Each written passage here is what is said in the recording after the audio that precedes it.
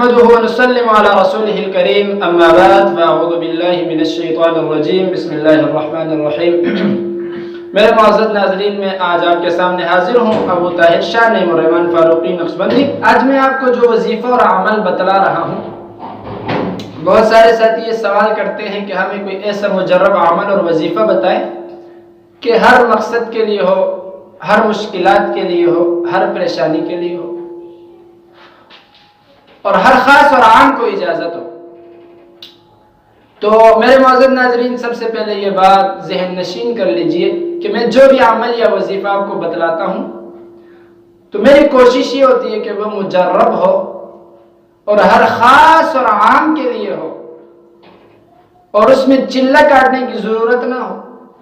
جیسے ہمارے عاملین حضرات یہ شرط لگا دیتے ہیں کہ اس کا چلہ کرو گے اور اس کے بعد جو ہے آپ یہ وظیفہ کرو گے، آپ کو اجازت ہوگی، پھر اس میں تاثیر و عمل ہوگا۔ تو میرے وظائف اور میرے عمل کے اندر یہ چیزیں شرط نہیں ہوتی، اور جس میں ہوگی تو پھر میں وہ انشاءاللہ اس کے ساتھ ساتھ بتلایا کروں گا۔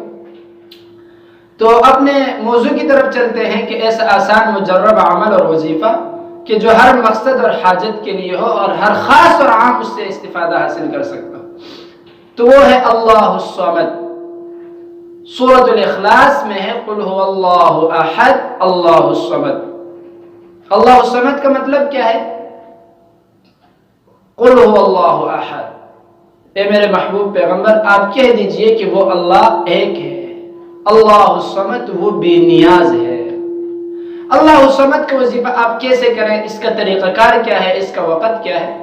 ہر مشکل میں جائز حاجت اور مقصد کے لیے آپ 2121 مرتبہ اس کو پڑھ سکتے ہیں، 2121 مرتبہ اس کو آپ پڑھ سکتے ہیں۔ کوشش کریں رات کے عشاء کی نماز کے بعد تنہائی میں بیٹھ کر 2 رکعت نفل الصلاۃ حاجت پڑھ کر دونوں رکعتوں میں آپ نے سورۃ اخلاص یعنی قل هو اللہ احد اللہ الصمد لم یلد ولم یولد ولم یکن له کفوا احد یہ پورا پڑھ کر اس کے بعد سلام پھیر کر اور اس کے بعد 2121 مرتبہ آپ نے اللہ الصمد اول آخر 7 مرتبہ نماز والا درود شریف پڑھنا ہے۔